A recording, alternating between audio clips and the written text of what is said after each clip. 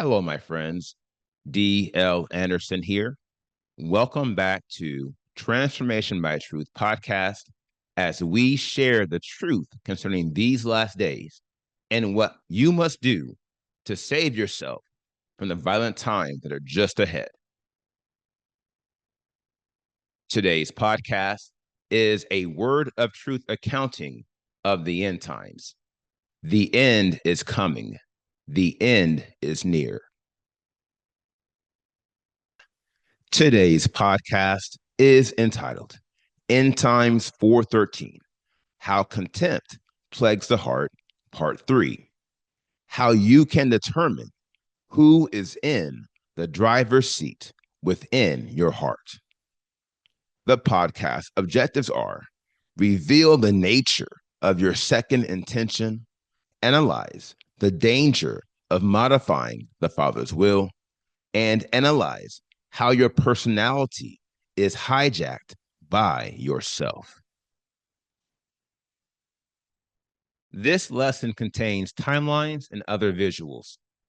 Therefore, if you are listening to the podcast, I advise you to watch the video version on our website or YouTube, or request a PDF of the lesson so you can add the visual effect. A deadly combination of truth and error. Shalom, my beloved brothers and sisters, and welcome to day 220 of our exposition of lawlessness. In the most recent podcast, we analyzed the civil war that occurs in our hearts, vis-a-vis the war to determine who will be the primary influencer of our feelings. Now, the feelings within a healthy heart are primarily influenced by experience. On the other hand, the feelings within an evil heart are primarily influenced by emotions, which are driven by a faulty character and carnal desires. No doubt, this is the primary reason why your emotions are volatile. And yet, the volatility of your emotion does not compare to the deceitfulness of your physical desire. We can see this by further analyzing your personal congress. Now, first of all, you should consider how desire is the primary source of all the intentions that were generated by your DPU. To wit, she was against your best interest from the very start. Consider this, my friends, and be advised. Your heart received one thought from your mind. As such, it should have generated only one intention corresponding to the one thought. And yet, your heart generates multiple intentions, even though only one of them is aligned with the original thought. And the villain who spearheads this counter operation is your physical desire. You can see this by observing the diagram to the right, vis-a-vis your physical desire feeds into your physical thought alignment center in your left complex. Here lies the problem. To wit, your physical thought alignment center is where the informed thought generated within your mind is harmonized with the thoughts within your heart. Alas, this is where the inside job of desire takes place. To wit, she will corrupt the output of this faculty to ensure your DPU generates intentions that are not aligned with the original thought. Quite the contrary, the excess intentions are aligned with her evil designs for your heart. And she has her hand at the conclusion of this process and at the start. Ergo, your desire has rigged the entire process of intention generation. Not only this, but she has a failsafe, vis-a-vis the personal congress and the second intention are her failsafe. Now, let me tell you something, brothers and sisters.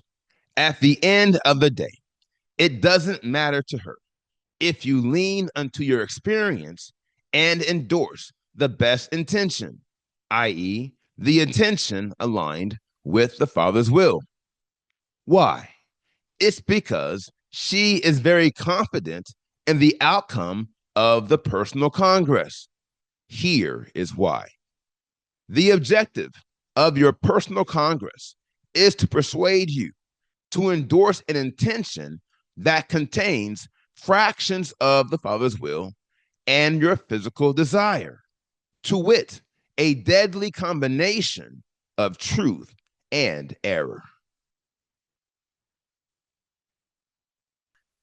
You can't have it all.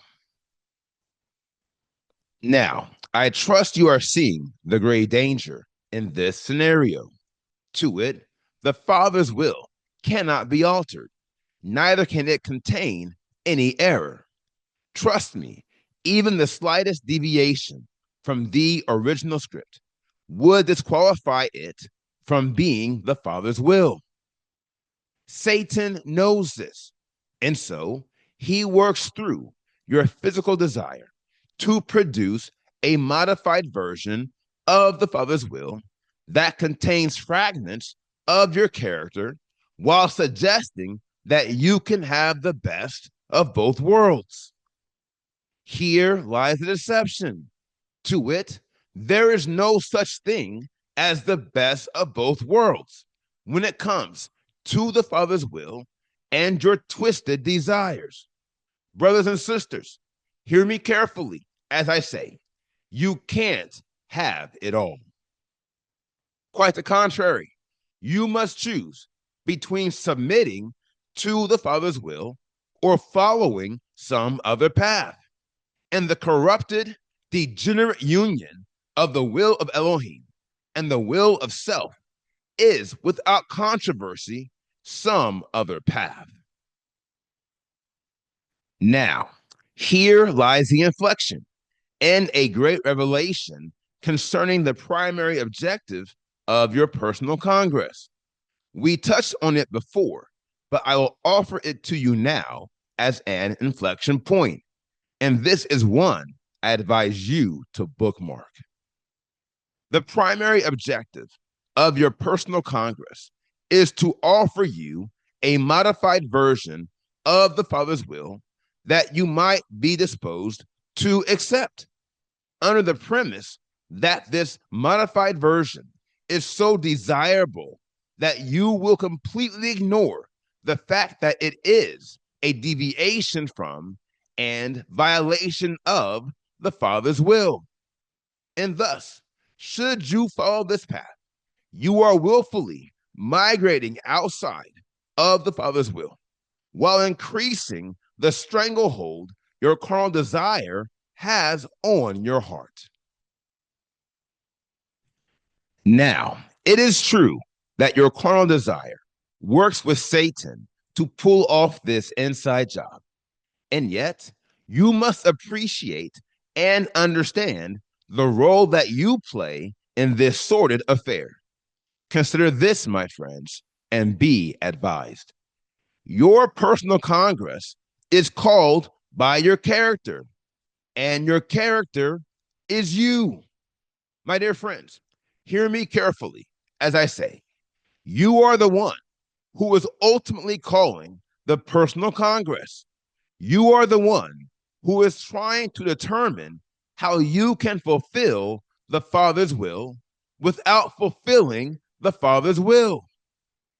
This is true even if your initial inclination was to do the Father's will as you believed and understood it. But alas, there was a part of you that was not completely sold on the Father's will.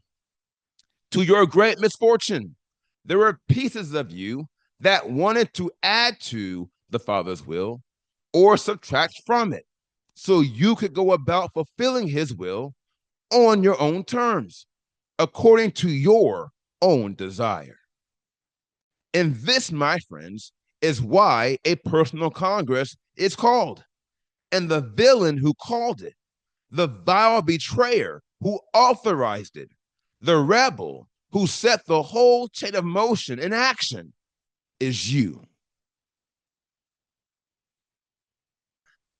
Control of the driver's seat. Now, it shouldn't be too difficult to understand how this development progresses. Remember, the makeup of the heart is very similar to the makeup of the mind. On this wise, your character has a counterpart in your mind. Enter your personality. If you recall, your personality was in a similar situation your character is currently in. To wit, your personality was dealing with the onslaught of doubt within your mind, and he or she was being manipulated by despair. In a similar way, your character is being manipulated by dishonesty. 2 degrees of lawlessness, which are weaponized by the first of the 7 greatest enemies you will ever face.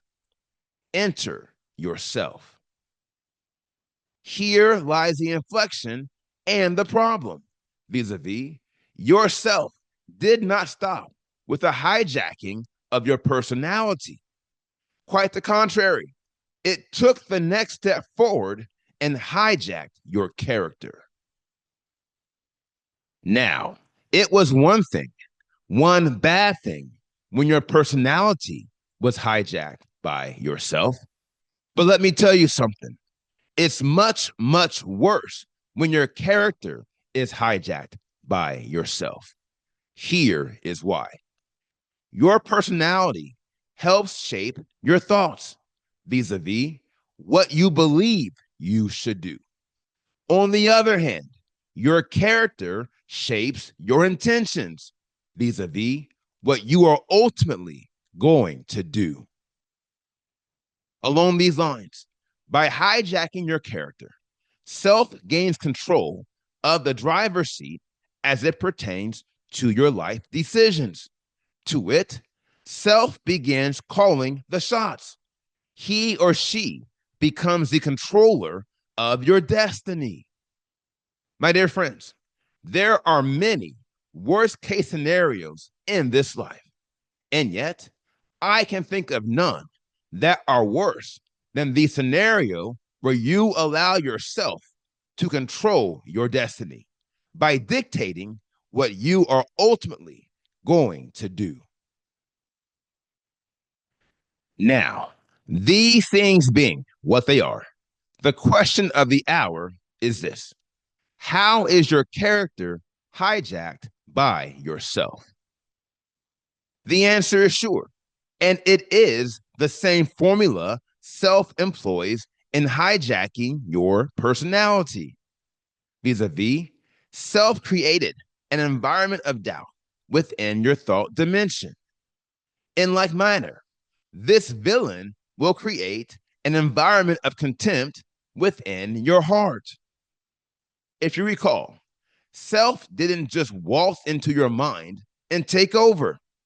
Quite the contrary, he or she made deceptive promises to your personality. And although self did indeed make good on these promises, there was a price to pay. Your personality will tell you the moment you least expect it, the bill comes due. Consider this, my friends, and be advised. Self will most assuredly keep his or her promise. He or she will most certainly empower your character to rise to a place of dominion within your heart, but it will come at a price. Now, I hope you can see this is the fine print. Your character, like your personality, did not consider when you signed the dotted line and sold your soul to contempt. Alas, You were so fixated on finding a way to fulfill all your physical desires that you completely ignored the price you would eventually have to pay. Like a fool, your character was so focused on controlling your decision making process, he or she completely ignored what it would cost you in the end and after all. So, what did it cost your character? You might be asking. Well, I'll tell you. It costs your character 8 crushing strongholds in your heart to go along with the 8 strongholds you have already succumbed to within your mind. 4 of these strongholds are dishonesty, unrighteousness, defilement, and contempt. We'll analyze these in the next podcast. Yahuwah bless you until then. Now, here is the final word. If you walk in a selfish way, there will be a price to pay. Brothers and sisters, you must believe me. Every promise the enemy makes to you is a lie. It's a trick. And thus, I advise you to read the fine print. Yes, he will afford you the pleasures of sin for a season, but it is only a season. My dear friends, we were made for eternity. Ergo, there is life after this season. To wit, there is eternal life, and there is endless death. And if you sell your soul to pursue selfish desires, if you corrupt the good character Elohim gave you from your beginning to afford you the hope of restoration, you are worthy of something worse than death. Heretofore, I recommend that you take to heart the central premise of this lesson, because I'm telling you, it is true. You can pursue every selfish and carnal desire you are addicted to, but in the end and after all, the bill comes due. Now, here is today's assignment. Meditate on the word you have heard today. And as always, ask the Father to reveal the truth to you. For the children of Elohim live by conviction. And if he has not convicted you, or if you had not heard him concerning these matters, you should pray until you do. Today, I want you to meditate on the word I have shared. And as there was a great deal of material covered, that is the only assignment for today. Consider these matters and be ready to hear the conclusion in the upcoming podcast. Now, here is what's next. We completed today's podcast, End Times 413, How Contempt Plagues the Heart, Part 3. And the next podcast is entitled End Times 414, How Contempt Plagues the Heart, Part 4. I will post this podcast on Friday, February 7th, 2025. Until then, my friends, continue to be led by the Spirit of Elohim. Continue to watch, continue to pray, continue in fasting, and most of all, continue to be focused, for the end is coming. The end is near.